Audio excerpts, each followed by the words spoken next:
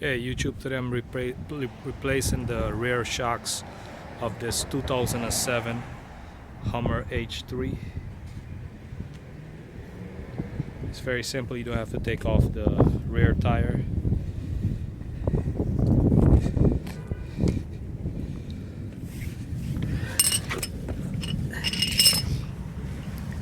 Alright, I started already.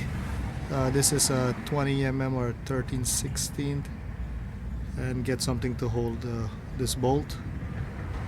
This when you're gonna turn the nut, it's gonna spin, and there's two 10 mm bolts holding it, one here and one on the other side.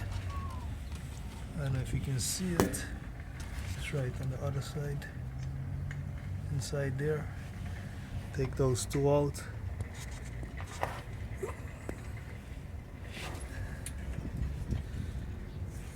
Just this, and then you put back your new one. Very simple. It's not hard at all. Take this bolt, you can take off, get something to hold this nut here and turn the bolt, or you can get something to hold the bolt and turn the nut. Make sure you spray it with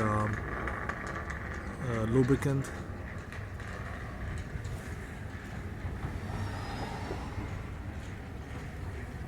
It's not hard to change. Okay, so the new shocks is back on, as you can see. Back on. Still gotta change other side. You don't want to tighten these too much because you're gonna damage the bushing. And you want to put your dust cover back on. And remember, when you open this shocks, it's hard to compress, so make sure you have something to push it up back to get it in here. I just push it up back with my hands, use manpower to do that. Some people just put a jack and jack it up to get it in here.